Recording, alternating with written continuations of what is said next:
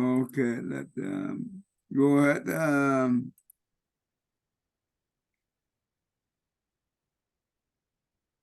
Want to do it with me? Right here? We do it together. So put your hands together. Namo fundamental teacher Shakyamuni Buddha. Namo fundamental teacher Shakyamuni Buddha. Namo fundamental teacher Shakyamuni Buddha. The unsurpassed, deep, profound, subtle, wonderful Dharma in 100,000 million eons is difficult to encounter. Now that I have come to receive and hold it within my sight and hearing, I vow to fathom the thus come one's true natural meaning. Good, that's good.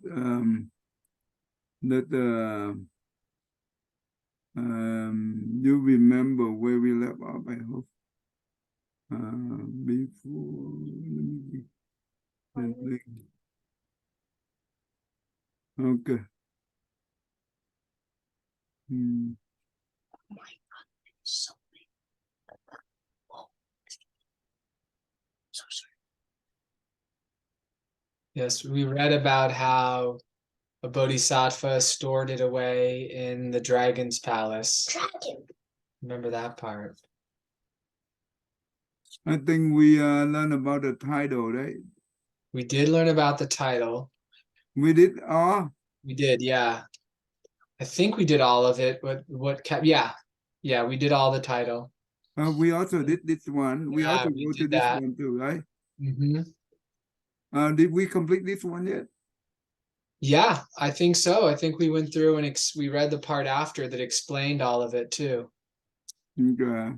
I think we're at great. I think that great is the just below this paragraph that starts with a single word. I think we're at the paragraph right after that. Maybe here? Yeah, I think so. Let's try that. Yeah. Flower. Okay.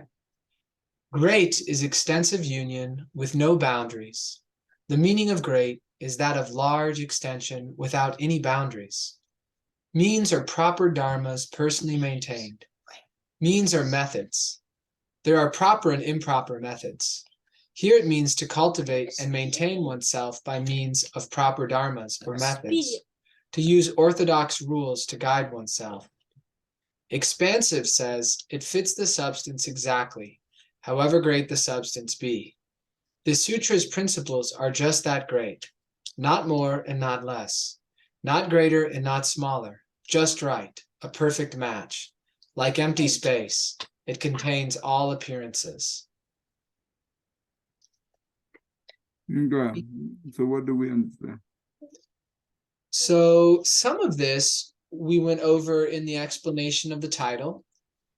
So that great is referring to extensive union with no boundaries. And means are proper methods, proper dharmas personally maintained. That's pretty straightforward. So here, the means are referring to cultivating oneself by proper dharmas or methods, using the right rules, the orthodox rules. And the meaning of expansive is that it fits the substance exactly. And this would be the universal law, is the substance that it's fitting exactly, is my understanding. Do you know? Okay, that's good. So the meaning is a method, that means proper and improper. Mm-hmm. Do you understand what do they mean by the mean it's proper and improper? Yeah, so proper would be methods that achieve the goal, the ultimate goal of Buddhahood, but also are appropriate for the intermediate stages of development. Improper methods would be anything that doesn't actually serve that goal, but causes some sort of hindrance. So like the precepts would be an example of means, and meditation would be an example as well. But having correct understanding is also important to have a proper method. If we lack a correct understanding, then we can't have like proper meditation. So means, yeah, a lot comes together into a method.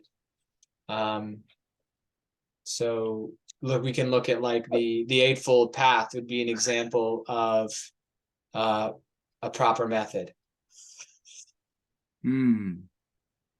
So if we do not understand, we might have an improper method. Yeah, like if we thought that the individual identity is eternal, and then we would really attach to it as a self, and then we would, you know, really work hard to protect it and be offended if somebody said something bad about it. But if we understand that the individuals, the notion of individual self is just that, it's like an illusion, then we can cultivate properly, because then if someone speaks ill of us, instead of becoming angry or reacting, we can remain neutral, because we recognize that, you know, what they're talking about is not really truly a thing. For example, you remember the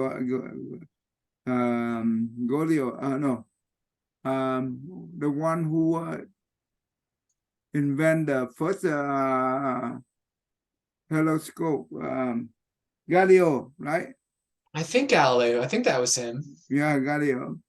Before that, everybody believed that the Earth is the center, is the center of the solar system. That means everything is orbit around the Earth. Why they don't because they don't have a proper method to see it, right? And they only assume, and that's what many believe, include other religions as well. But one Galileo using remember they already have the telescope using for the sea, right? So they can see far in the sea. But now he used that to extend the vision into the sky. And that's what we call the telescope. And he'll be able to see it. Oh, now the sun is the center of all. Everything have to orbit around the sun. And that's why we be able to calculate the time, the day, and the minute due to the orbit. How long it takes to orbit the sun, maybe a year, maybe we don't know, right? That's how they calculate it. So that is the proper method. So he invented the proper method for us to see it. That means the telescope is the proper method. The same thing in Buddhism. If we do not have a proper method to practice and we only understand by the theory, and we will make a lot of wrong view, right? And that's why we go nowhere and we might harm ourselves. Nowadays, I am also nearby our temple. There were two monks, right? And they have a temple nearby. They claim themselves that they are Arhat. They're the enlightened one. Interesting, huh? Yeah. And you know what? I didn't. The people when they came to our temple, and they tell that when they go into that temple, they don't see any Buddha statue. They only see the circle. So they honor the circle, they worship the circle instead of Buddha, because they are enlightened. And circle, it means emptiness. Yeah, I've heard of that before. In whose story was this? I think this was one of the Tibetan masters. who visited a temple where all they had was like a stone, or they had like they had something that wasn't an image of the Buddha, but was representative of like the oneness of all things. And the person the story was about had gotten such a distaste for symbols that they actually they refused to bow to even that. And they later saw their error and saw that the need for the representation for the benefit of living beings. But it seems that's interesting. That's very interesting that they would. So what do you think about this Junang? Well, I mean, we know that the Buddha made very clear for people to not advertise their attainments. If there's no reason that people need to know that, because then it could create, I'm going to go and only go listen to the highest level arhat. I'm not going to listen to a first level arhat, or I'm not going to listen to someone who's not an arhat. And it creates kind of a hierarchy and an opportunity for abuse, because if someone's an arhat and you believe they're an arhat and they tell you to do something, well, if they're not an arhat and they're telling you to do something bad and you feel like it's bad, you may do it anyways too, rather than also just pay attention to the teachings. So yeah, it creates a few opportunities for abuse and harm, but also can be an ego thing too for people. Okay,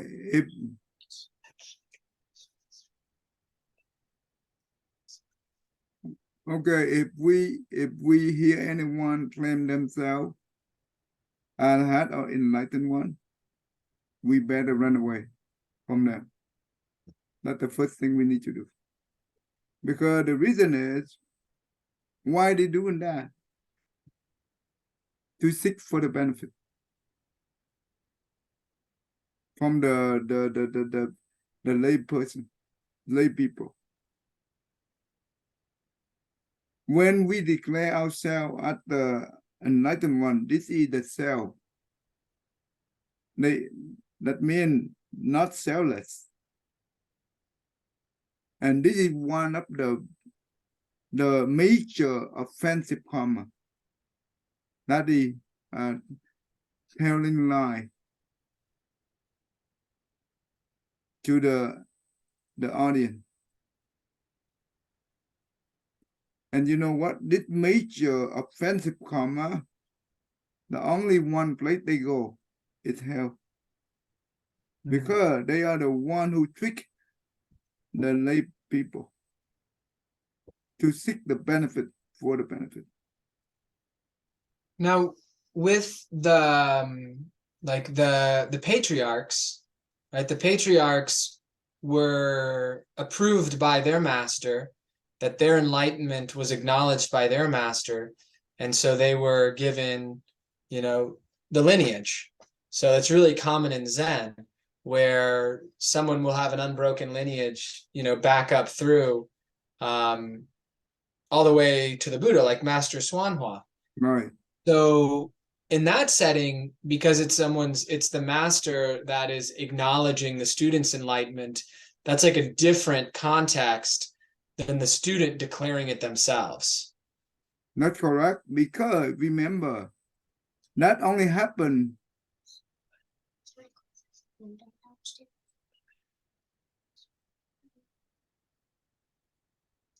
Sorry, Tay. No problem. That only happened when the master is gone, right? Before he gone, he will say that, okay, this is the next patriarch. Mm-hmm. So they never declare or appetite. Even the patriarch, current patriarch, they never declare that I am the patriarch. No. They don't declare like that. But the people know. And also we will see the way they act, the way they talk, and the way they behave, we will see it right away. If the people do not actually enlighten, but they say they enlighten, they cannot be able to get away from greed, from desire. And that thing we can see very clear. If they ask for money or they ask for any kind of seeking the benefit, take advantage of the lay people, you know right away. And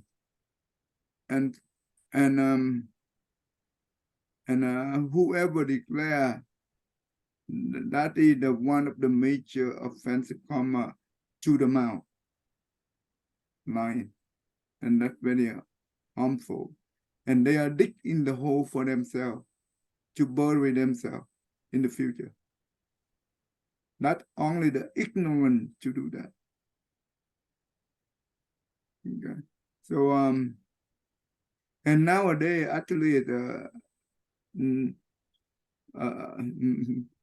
many I think it's out there. Well, what can we do?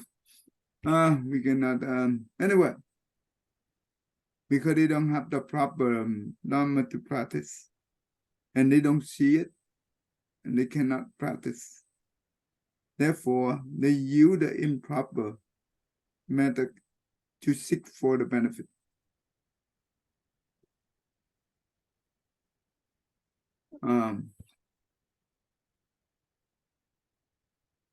So expensive, saying it fit the substance exactly.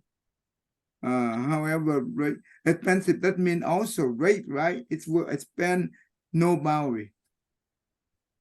But this also means that the difference between the expensive and the rate is this one will fit the substance exactly. Do you understand what that means? Yeah. Yeah, we talked about this previously, like an equation can describe something precisely.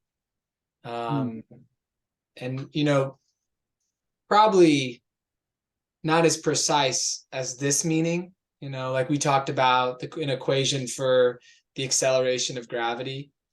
And who knows, maybe there's some extra little decimal points if you really, it's, you know, if you really took it out, or like, you know, like pi never ends. So we can't actually describe that exactly for pi, since it keeps going, other than the equation you use to generate pi, and you could use that to represent it. But the expansive meaning that it fits it exactly, but the substance is also, it's great. So there's no end to it, so it's infinite. In this case, you know what it substance represent? The universal law. Is that, or you can call the Buddha nature. Buddha nature, yeah. So it's interesting because something fitting infinity is kind of a wild idea within duality. You see, the big one can fit into small one. Let me give you an example. This afternoon at I have at 12:30 here I teach the kid from 7 up, 7th grade up, and about traveling, right? I teach them about traveling, and we just started on the consciousness. So I asked the kid that when the person died, right, or before the person died, basically, who control the seeing, the hearing, the taste, the smell, and the touch? Well, everybody said the brain. Yeah, that's good. Is that really the brain control? Remember, the brain is just the organ. An organ is similar to the liver, the kidney, the heart. It's just a piece of meat, nothing else.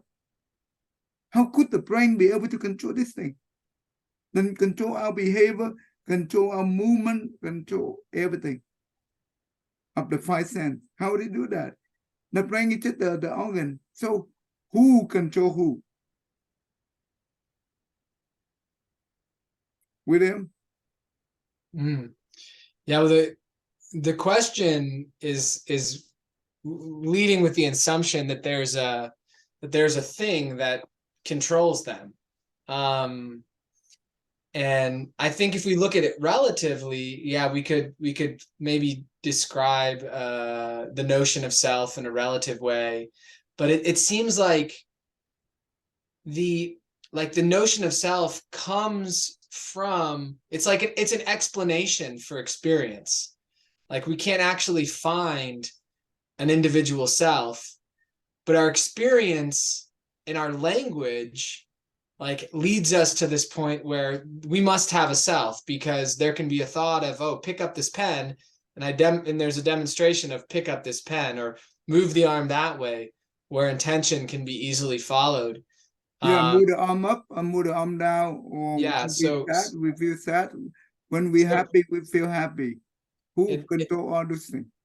well, I think dualistic thinking, like, it implies that there must be someone or something controlling it. But I think that that's an error of dualistic thinking, that there has to be, because it's kind of like we could ask the same thing about a tree. You know, who's growing the tree? And it's like, well, of course, no one's growing it. It's just a seed landed, and then, you know, it's got its genetic information, and it's interacting with its environment, and it's doing what a tree does. Now, human, we're much more complex. We're extremely more complex, but I think in a sense, it's kind of similar with causes and conditions. Actually, I give them the example like this. You see the electricity, right? Can you be able to see it? Usually no, but if you get it to arc across something, you could see it. Yeah. See, electricity by itself, you cannot see it. Yeah. Okay. If it's like inside of a wire or just, yeah.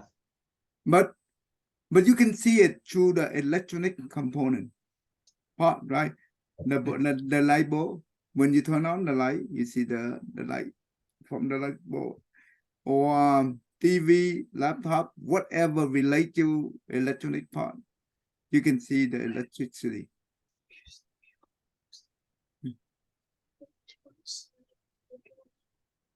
Okay. So Okay. let's say that light bulb it no longer work. I asked them, do you think the electricity is still there? Yes. It's still there. If we put our finger into it, they will execute. They will shock us right away. Mm-hmm. And we just replace the light bulb. The same thing here. Our body, right? It's just like the electronic part. When it's old, it no longer functions. So in order for the doctor to declare this person is dead or not, die or not, they based on not the heartbeat, but they based on the brain activity. If no brain activity, they declare this person is dying.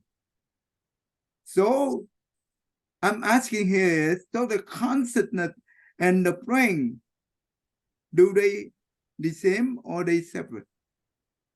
Yeah, I think you don't have a brain arising without consciousness. So you don't get a brain separate from consciousness in that sense, but they can't be said to be the same either, because from our understanding, we talked about the Buddhist cosmology and the Bardo realm, and how the mechanics of reincarnation of the Alaya consciousness and the Manas consciousness surviving between lives, and that being what reincarnates again. And so then would be the Alaya consciousness being the receptacle of karma, like the keeping of karma, is then going to be involved with the generation of the new form, so that the consciousness and the karma stored in the Alaya consciousness will influence like the formation of the brain. but it's not limited to the brain. Last time I watched the video Buddhist and Science, right? From Alan Watts, you know him, right? Mm-hmm. He's very famous. Yeah. He practiced Tibetan tradition. He was a monk, ordained, and later on, now anyway, he and his one of the most prominent physicists. This physicist, he the one who wrote many books on physics, and he teach at Caltech in California. You know, Caltech is one of the famous, one of the popular school university. Every year they accept only 1,500 students for the nationwide. It's very tough to get in, and they are very good in technology, in science. Anyway, and the physicist, he asking that the consonant and the plane, is that separate or is that the same? He confused. And Alan Watts tried to tell him that just the way that I explained to you, that, well, the brain, right, and all the body part, they just the piece of meat. But the consonant is the one who make the decision, who want to, who govern our body. Just like, and this the way I explain beside his explanation, just like when you look at the electricity, right? You don't see the electricity, but you see all the electrical part is working beautifully when you have electric. But even though you have the controller who control all the sensor, let's say that you you install the alarm system, right, into your house, and every house you have the sensor you attach to the window or the door. So if anyone try to go in, they will send the signal to the controller. Controller will send to the station, and they are the one who monitor it, right?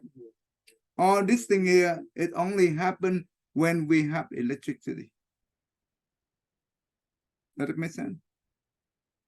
So the controller or the window, or it's just the matter. It's just the physical part. It doesn't have the brain to do anything if we don't have the electricity. So the brain, our human brain, if we call it the central nervous system, so the brain by itself, they have all the wire, that means the nerve connect to the brain, and we will run into the spinal cord, and it will connect to the entire body. So the brain will do all the control here.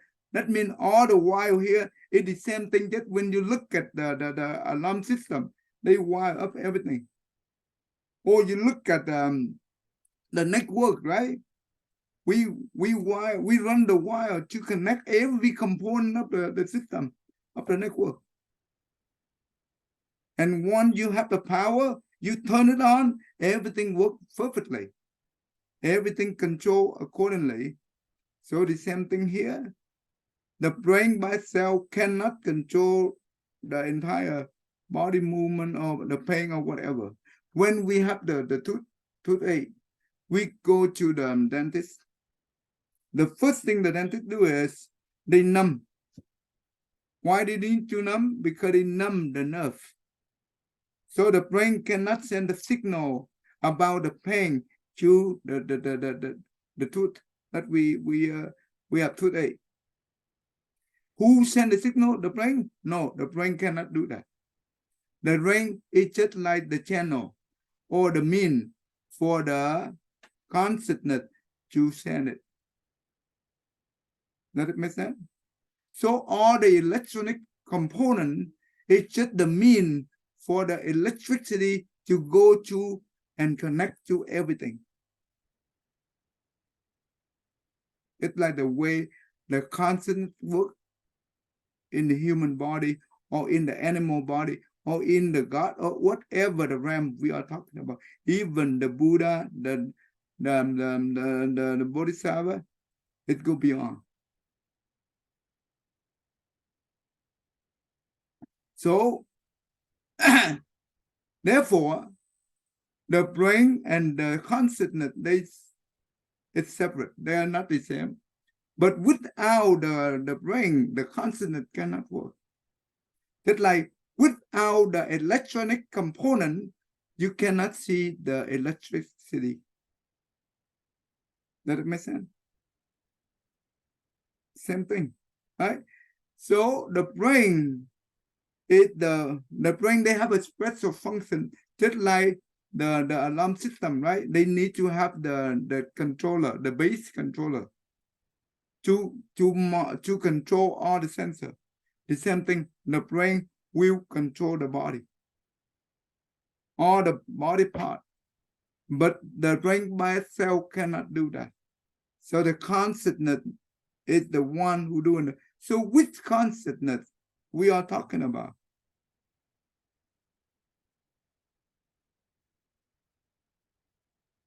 The alaya consciousness. That's right, alaya consciousness.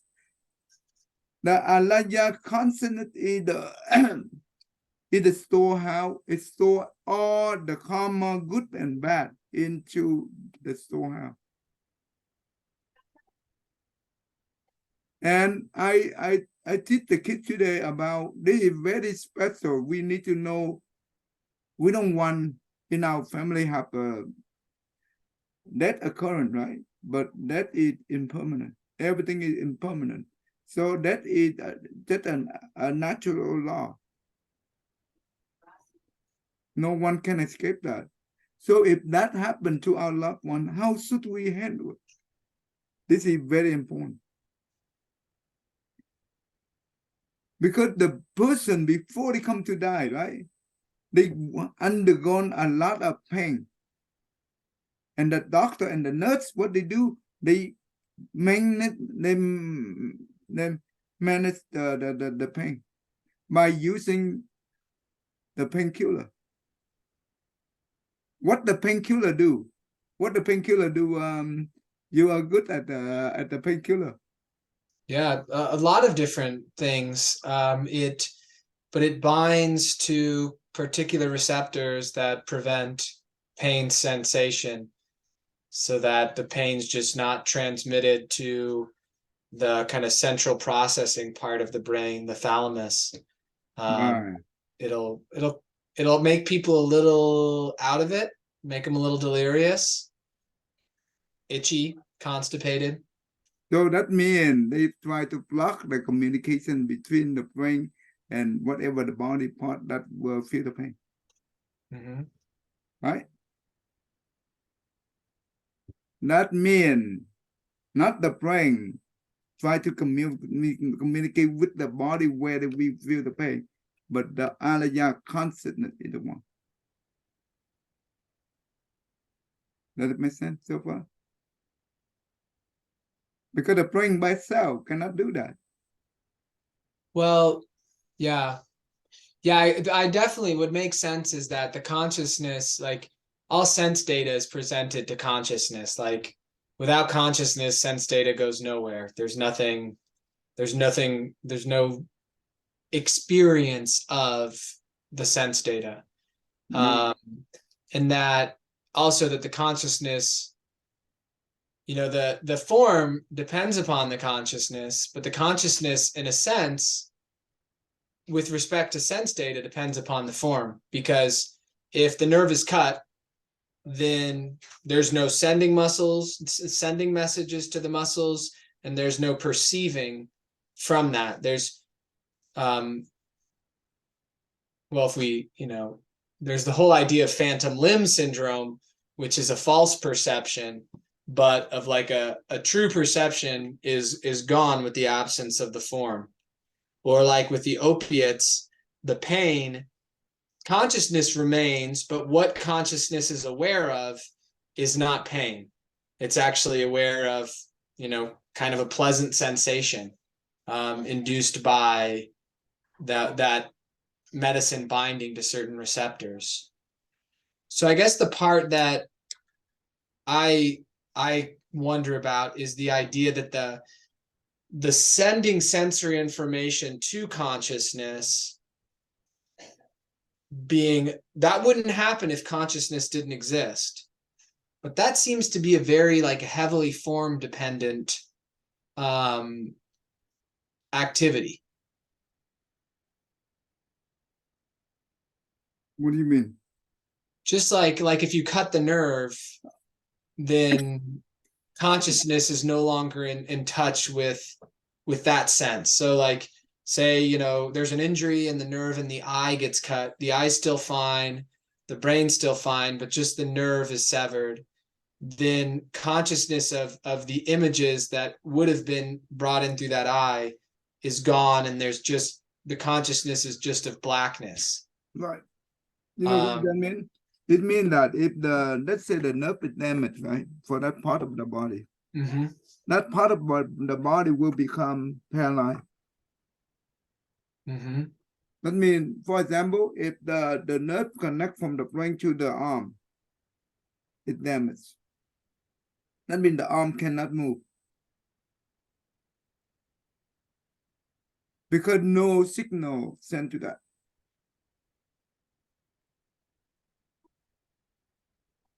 To command the hand you need to move up or move down. There's no signal doing that. Tammy, have any question, Tammy?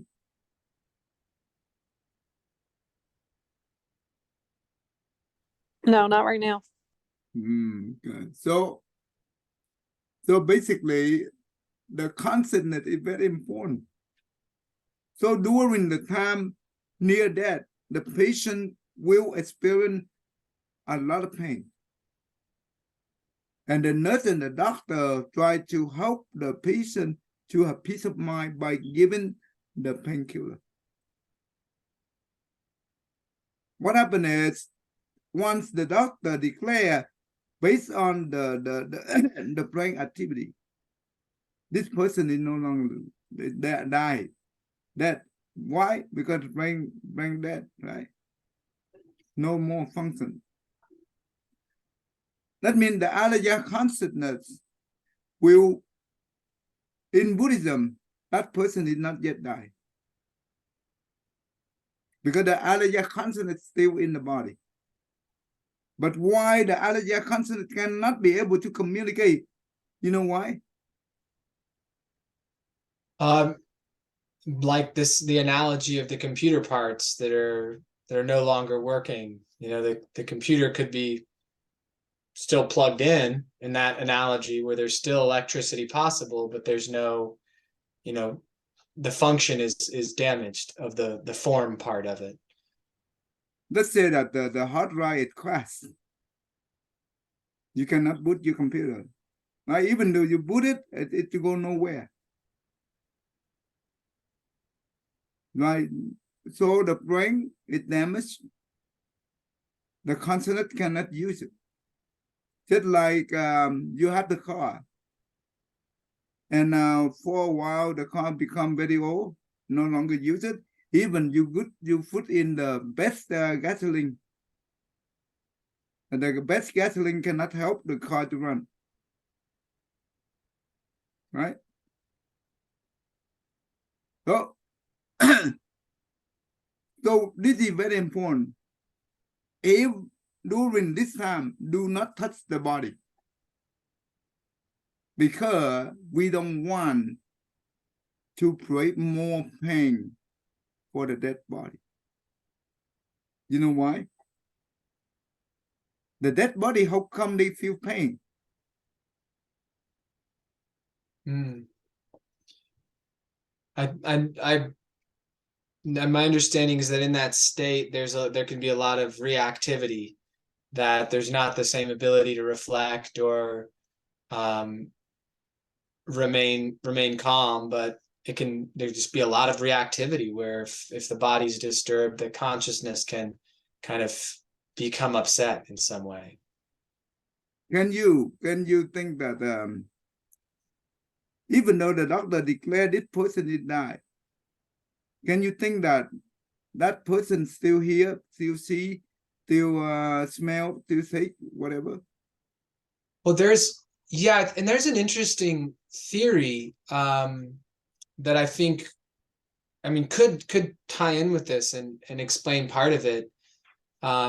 There's a molecule that some people will take as a some people see it as a spiritual exercise. Some people see it as just they're just doing it kind of like you'd go see a movie.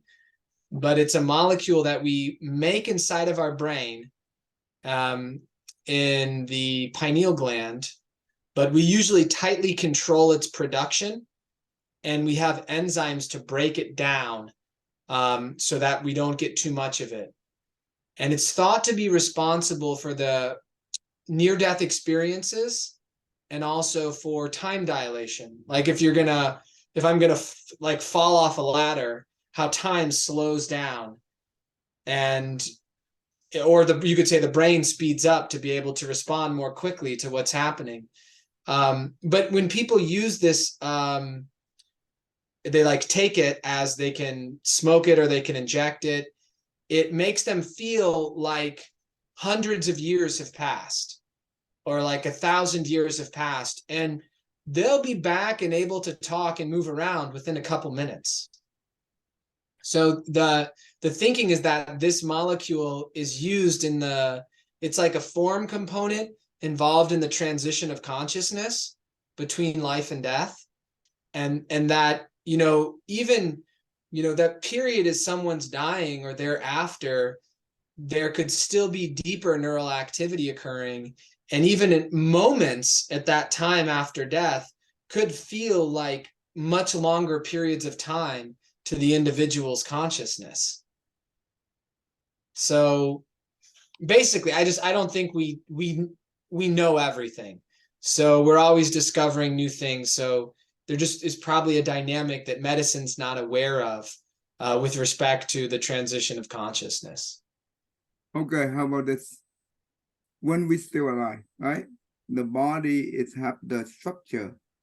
That means the eye, the ear, the nose, the tongue, and all the things, right? All the 5 senses, include the brain, that means 6. So when the consonant, it's invisible, you don't see it. But it's invisible, but it flow into the structure. And it becomes that we can see, we can hear, we can taste, we can smell. So the structure by itself does not do that. The consciousness is the one who in the, just like the robot, right?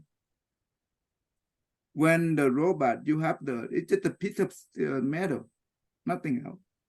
You have the head, you have the body, the arm, the leg, whatever. If you don't inject the chip into the robot, the chip is the one that we provide. The robot is just a piece of metal, nothing else.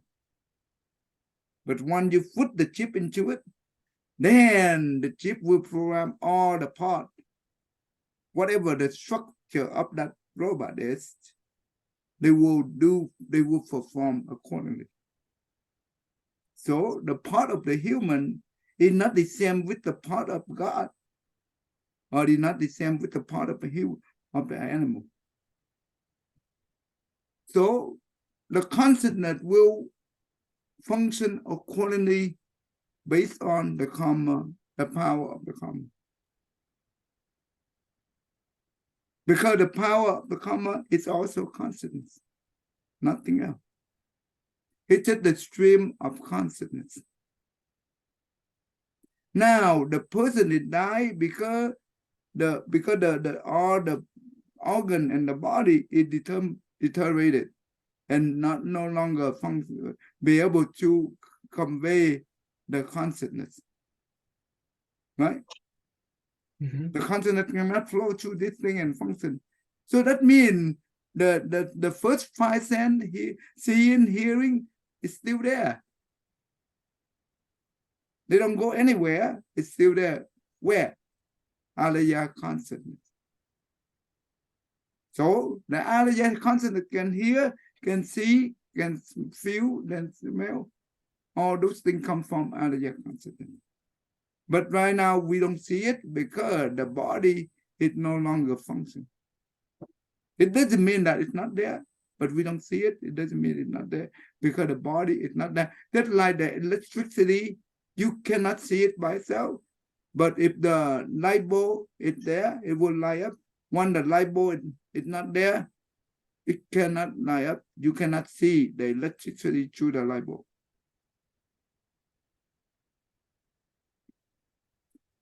You see that? Okay. So after a person dies, especially in our family, don't no crying. Crying is a bad thing. Because we'll make that the one who passed away will hardly to detach. Because we always attach. Emotional increase will more attach to it. So just keep calm. And also, if we touch the body, the dead body, right? The pain will increase.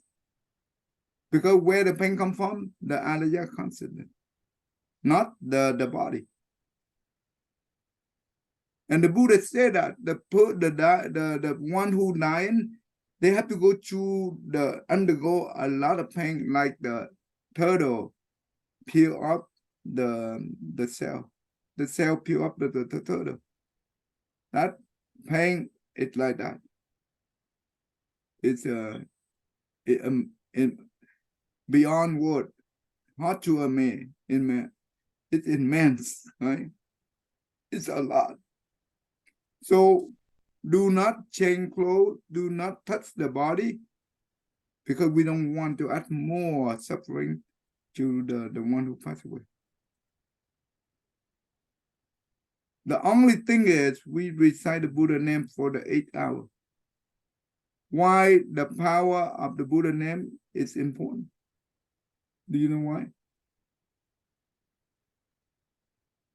That I've heard it, like practices like that described as kind of like if you think of the Buddhas or the Bodhisattvas having a hook, having some way of connecting with humans. The vow, that is the vow, they call the hook. Yeah, and The then vow is the hook. for us to have something on the other end to try to connect back with them, something of our intention. So the words of the names of the Buddhas and the Bodhisattvas are all they're sacred, they're protected, they're people who recite them are like draw that attention towards them. And so it's a way of connecting with that consciousness. Because that is the vow of the Buddha and the Bodhisattva. If you recite upon my name, that's what it means. You will be connected. The reason is because that person still hear us, still see us. And when we recite the Buddha name, that person, before we do this, the first thing we should do, we should tell them that they already died. To help them to accept it, the truth. Because the dying person, it doesn't mean that they know. No, they don't. They don't aware. They don't acknowledge. The first thing to make them acknowledge, that is very important. How do we make them acknowledge? It's we by saying that okay, life and death is just impermanent. If we have birth, we have death. That is the natural law. No one can escape it. But death is not nothing. It's just a temporary, we just okay, because our time to the world, we come to the end. Because we are no longer have any affinity or connection to this world anymore. But it doesn't mean that we done. No, we end. No, it's just temporary. We stop here, but we will have a new starting. That is just another way we say that it will come for the new starting. And we also encourage that person that if they when they're still alive, if they do good deed, we remind them about the good deed they have done in the past. So give them the sense of confident and happy. This is important. Encourage them, and also help them to understand the mind. It's very important. For example, I usually said the story about the Buddha. One time, the closest attendant, that means Ananda, Venerable Ananda, at the Buddha, when you first initial generate the bodhicitta, and the Buddha told him that very long time in the past, right? Many eon past life, when I was still a human, I with my friend, we both did a lot of bad deeds, and after we died, we went to the hell, and we chew through the train, and on the train there were the demon king that whip us with the steel whip, right? It just like they whip the animal. We both threw the train, and he whipped very hard, and that means the past life Buddha noticed that his friend is almost cannot be able to endure the pain, and he stopped suddenly. He turned over. He walked directly in, and he came to in front of the demon king, and he told the king that, please, can you be a little bit easy on my friend? You know, when he said that, the demon king get very angry, and he holding the whip and whip all from head to toe. He died instantly. When he died instantly, the body of the hell, he escaped from the body of the hell, and he had the body of heaven.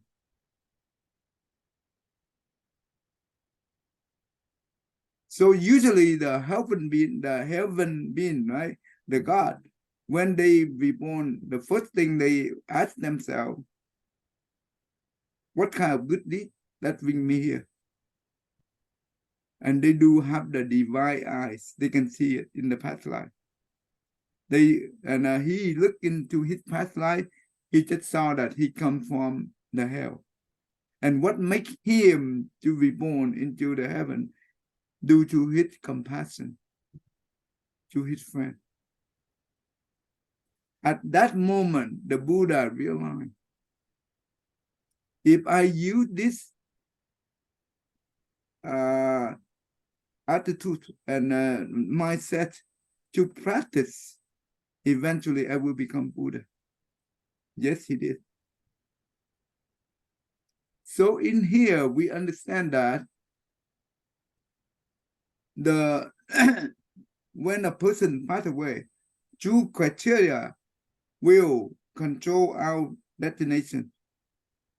The first one is the consciousness. The second one is the power of the karma. So in this case, you know which one it make him reborn into the heaven? Consciousness. Yeah, consciousness. Because his consciousness of compassion is so strong. That make him reborn into heaven. And he leave the body of the hell back there, and he got he obtained the body of heaven. But yes, he carry his own power of karma, but at that moment, his own of karma is also purified a little bit due to his compassionate mind. So this is important. So the Ariya consciousness is so important that you can change it in the matter of a second, not minute. So when I tell this story, I want to make sure that the one who passed away right now be able to listen it and to understand the importance of the mind, be able to use it, be able to let go. And I told that if right now everything from the with the worldly thing no longer belong to you, you should let go everything, include husband, wife, children, house, material. Nothing matter to you. If any attachment to this only adds suffering. The more you let go, the more you will be liberated.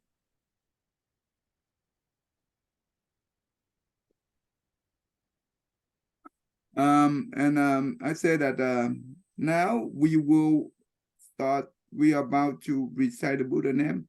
You just follow us and recite the Buddha name. At this moment, if any image come to you, like your loved one in the past who passed away, for example, your sibling, your father, your ancestor, or whoever come to your mind and you see it, don't follow them. Just recite the Buddha name. Those things will disappear. Because those things is just illusion. Because you never know. Those things can be your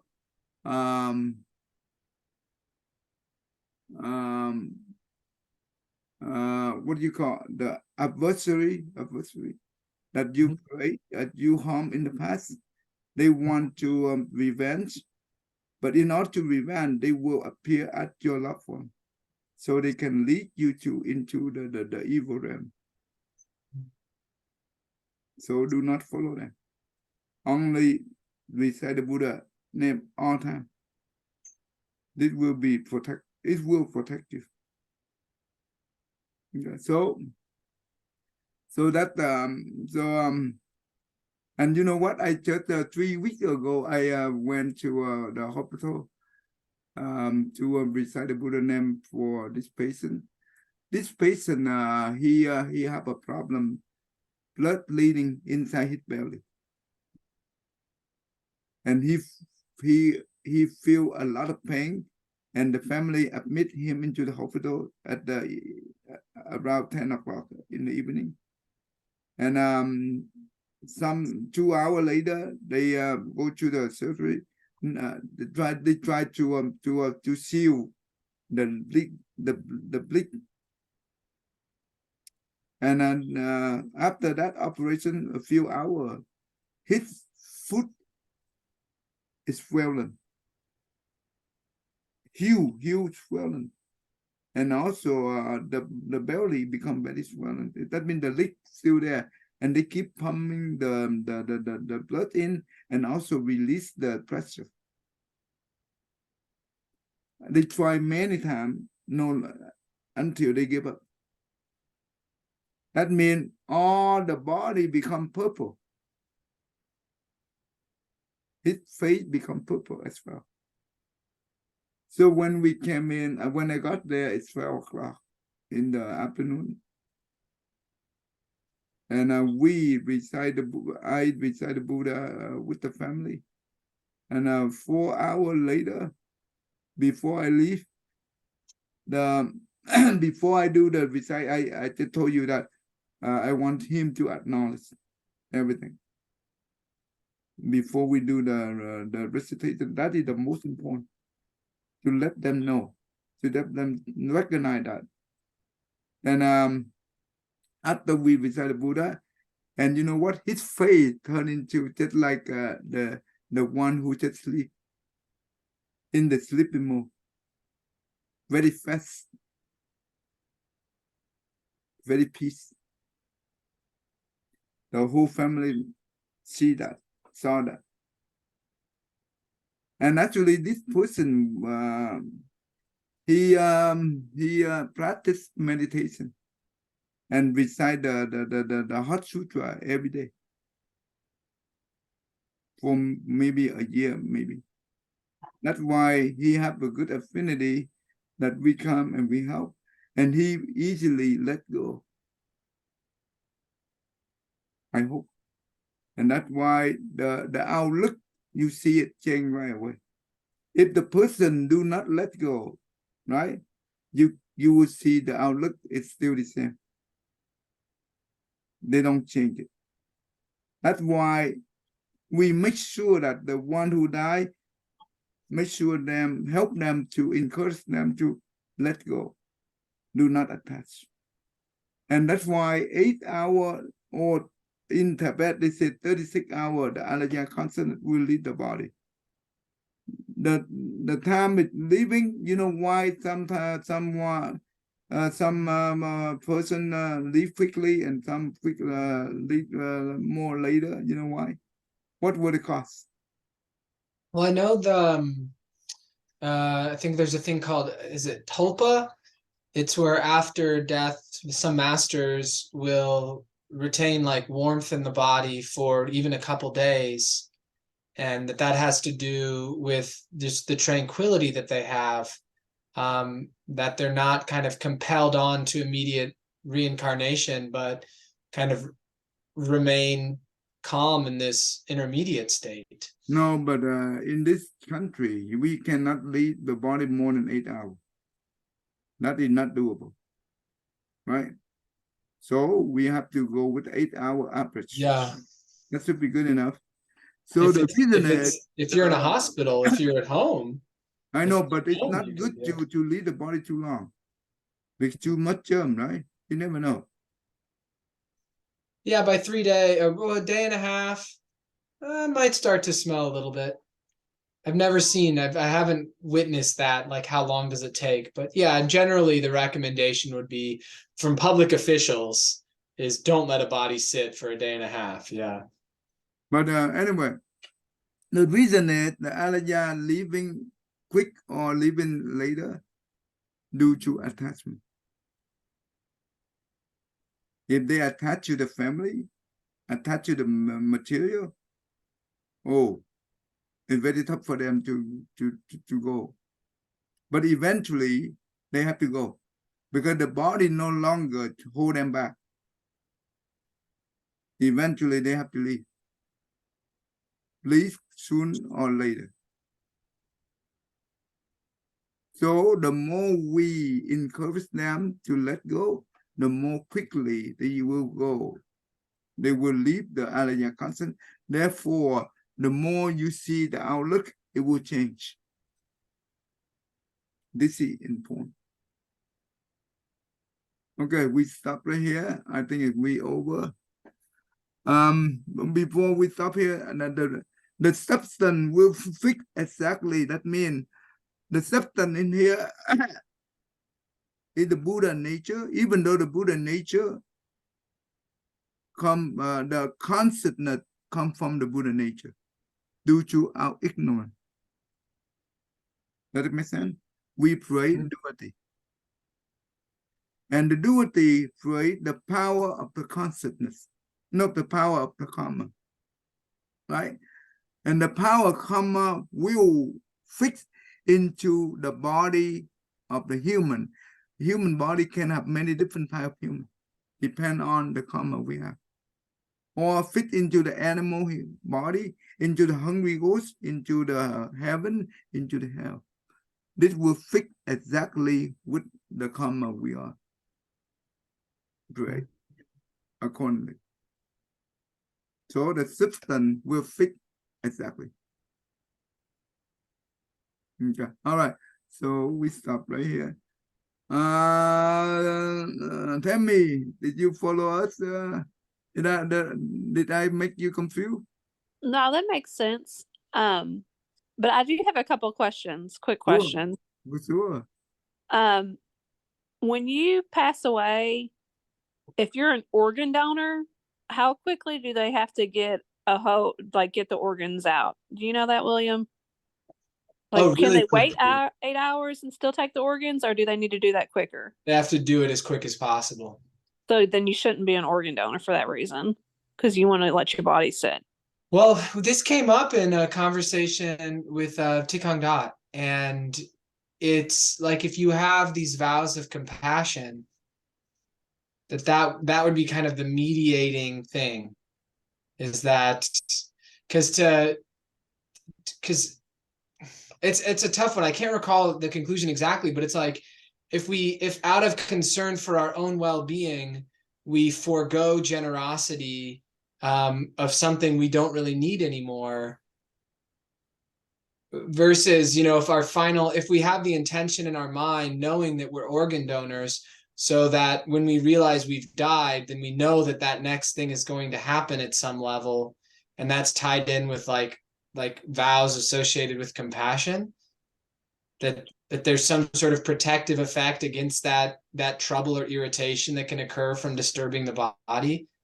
But what are your thoughts, Tik Yao Fab? Okay, I'm about to show you the movie here, but I don't have time to do that. Maybe next week we will, or if you give me 10 minutes, I can show you the video. This is a very good video related to exactly the question she asked. Okay, cool. What do you think? Sure, yeah. Ah, I good. can take 10 minutes. It's costing Amazon Prime shoppers. Are you still using Prime? Because at this point, most people do. However, this didn't stop him from doing something everyone in the country. His story is proof of how a singular selfless act can make a huge difference in the lives of others. Liang Yaoyi didn't live as long as most people do. However, this didn't stop him from doing something everyone in a country of over 1 billion people adores him for. This story is set in Shenzhen, South China's Guangdong province. It's about a little boy who, in the year of 2014, got doctors to bow 3 times for him after his death. A 3-time bow is reserved for deities, emperors, or people who did something really honorable. So what warranted such a reaction from the doctors? Liang, the boy in the story, was like every other little boy in Shenzhen, his little hometown in China. He was born healthy and strong without any health conditions. He went to school, played games with his mates, and did every other thing boys his age do. Like his mates, he had a dream. He wanted to be an inventor when he grew up. Everything changed when disaster struck. One day, when he was just 9 years old, he felt a bit dizzy and told his mother. His mother thought it was just a little fever at first, so she gave him countertop medication in hopes that he'd soon get better. When Liang came home that day, we thought it was just a minor illness, so I got him drugs from the pharmacy. We all expected that he would be fine by the next day or after 2 to 3 days. We thought everything was just going to return to normal, but it only worsened. Rather than get better, day by day, Liang's illness became scarier. It was nothing like we had ever seen before, so we had to take him to the hospital, she said.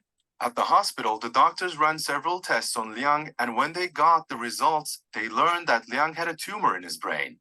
Imagine how hard it must have been to tell a little boy and his mother that he had a terminal disease, that he wasn't going to be able to play around with his peers as much, or go to school regularly due to hospital visits, and that he would have to live with the fear that death was just around the corner. Since everyone knew that he survived cancer, Liang and his parents were devastated. The doctor didn't need to spell it out for them to understand the magnitude of the news. Immediately after the results of the tests were relayed, his parents broke into tears. They cried out their eyes and grew sick with worry. They didn't want to lose their little baby boy. But Liang was optimistic. He had dreams to achieve, and he couldn't just die without making a difference. He believed if he was determined enough, he would be able to overcome the disease. The little boy took his medications judiciously and attended school when his health allowed it. Liang discarded his dreams of being an inventor and decided that being a doctor who was going to help save lives was a better fit for him. A story he read in school about bone marrow transfusion played a big part in a decision he made later. As the days turned into months and the months became years, Liang's health deteriorated.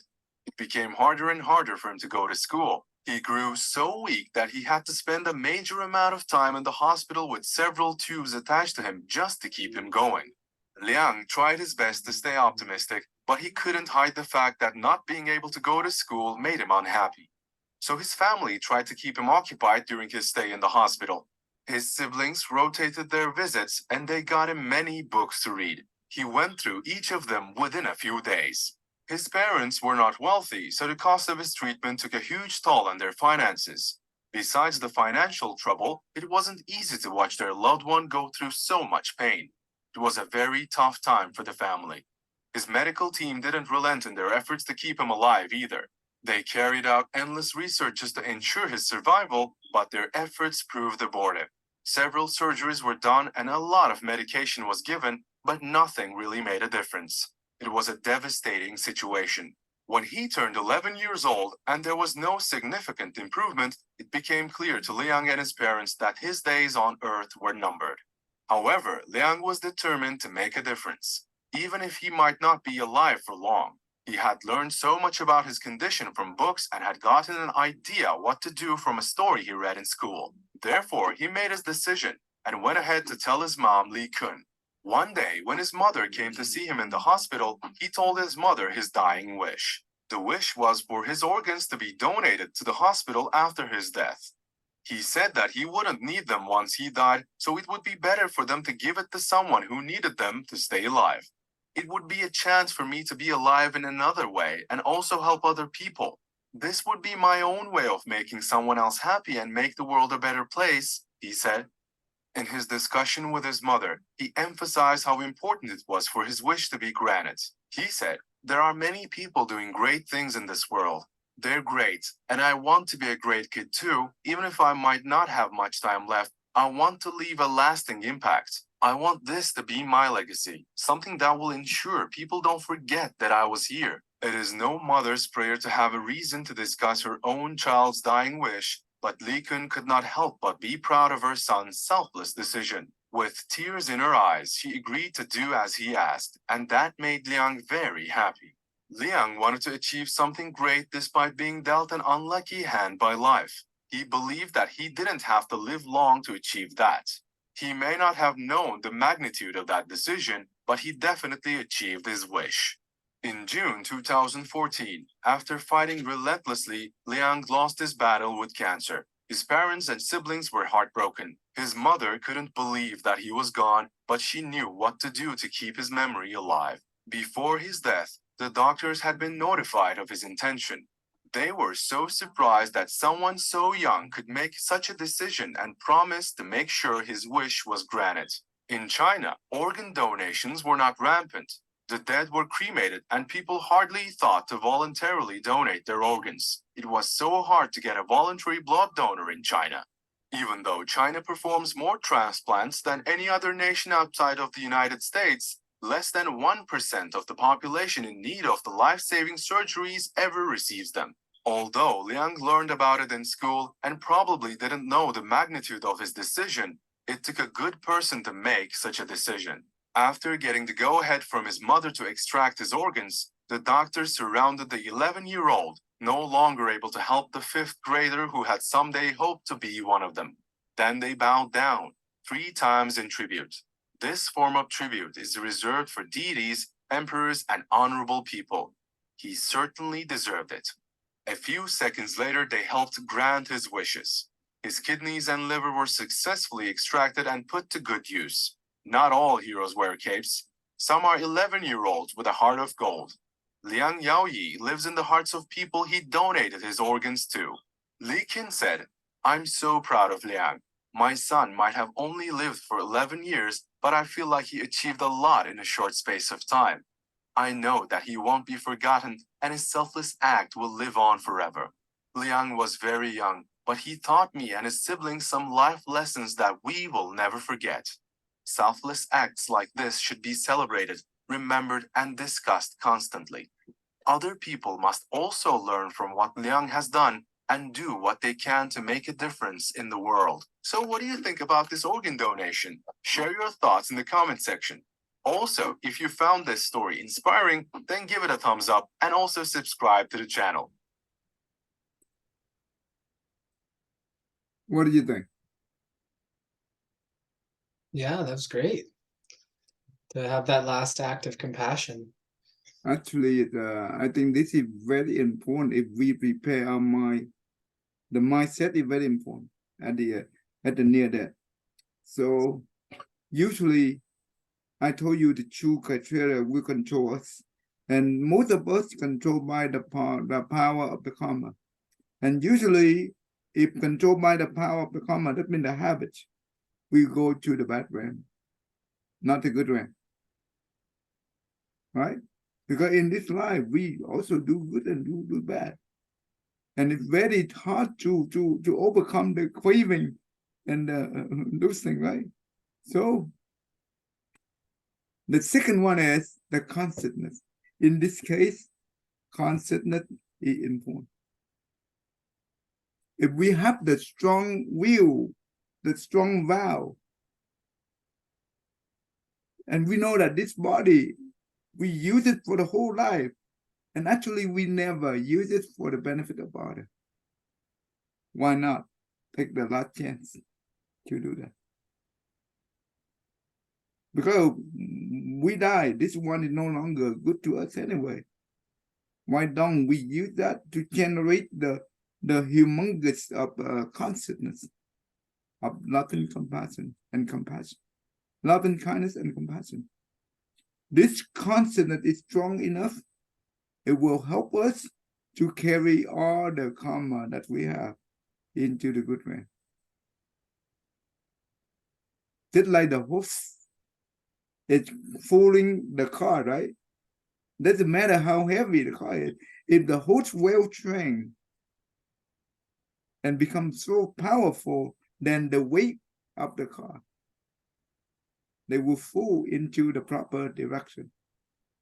Does it make sense to you, Tammy? Yes, but my other concern would be any type of attachment to the body. So if you donate your organs and there's, like rather than burning the body, or, there's practices of burning all the possessions and stuff to kind of release the attachment. But if your body, parts of your body are spread out, would that not somewhat leave you some kind of attachment to this world? Well, if we have the vow to add the selfless add, right? To give to other the body, then that means we already overcome the attachment of the body. This is a good thing, not the bad thing. Does it make sense to me? Because this is how you overcome the attachment. Yes, that makes sense. I have one more, hopefully quick question. When you're praying with someone that's getting ready to pass, you're reciting Buddha's name. Is that Amitabha Buddha of the Western Pure Land? Yeah, that's correct. Okay. So you have Amitabha Buddha in the Western Pure Land, and then you have Medicine Buddha in the East. Mm-hmm. Is that right? And Mhm. then in the South you have Jambupa, which is Earth. Yeah.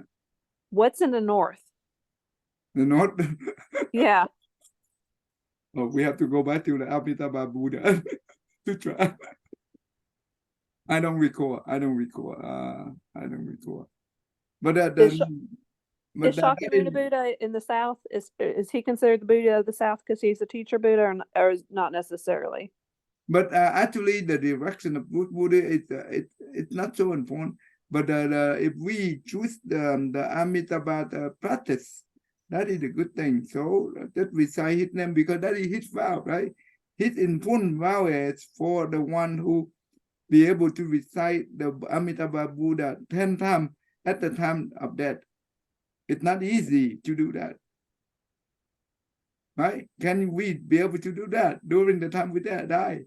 No, it's not easy because the pain already terrifies us. We cannot focus. But we'll be able to do that because That's why the wise advisor come and help us to recite the Buddha name for us during the time we die. This is the big blessing.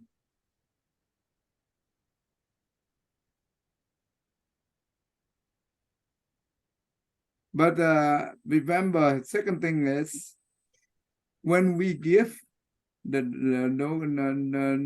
the organ, that means we do not have a chance to hear the loved one to recite the Buddha name. Well, it will depend on if we know exactly which one is important. Basically, before that, we will ask our loved one to recite the Buddha name for us to prepare the mindset. And at the moment we are about to leave, we tell the doctor that I'm ready. You go ahead and have my body. This is the most valuable given ever have in our life. And one of the most important given about. Due to this given, you know what? The 11 years old boy, right? He have very short lifespan, maybe due to the killing karma he committed in the past. But now, during the time he suffer, but he know how to do the given. He due to this given, easily for him to be born into the heaven.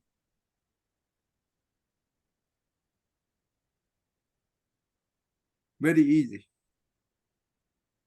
Not too tough to go to heaven with this act, because not many people can do this. Even the dog, I remember they samadhi, right? No, not samadhi. Some in Japan, 2011, tsunami. Tsunami. Yeah. Tsunami, right? Tsunami. It will destroy almost entire village or whatever, right? 18,000 die. People die. And there were a dog who the dog will protect the owner. The dog stay there for many days to wait the rescuer come and rescue them.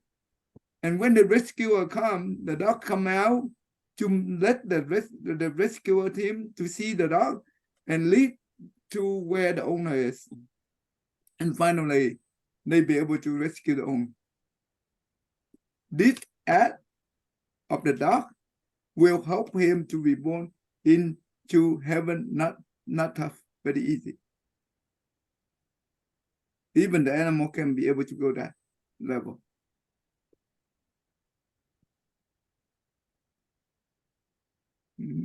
Okay, does that make sense to you, Tammy?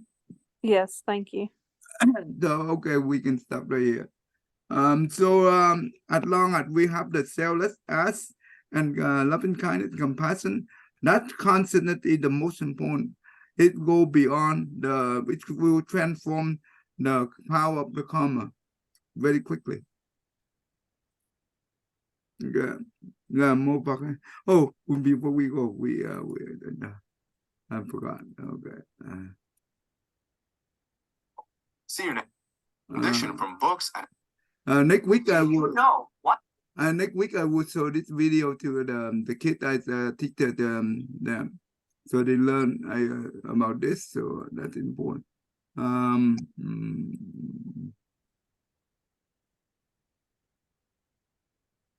Go tell me. You go ahead and do this thing for me, please. Thank you. May every living being, our minds as one and radiant with light, share the fruits of peace with heart of goodness, luminous and bright. If people hear and see how hands and hearts can find in giving unity, may their minds awake to great compassion, wisdom, and to joy. May kindness find reward. May all who sorrow leave their grief and pain.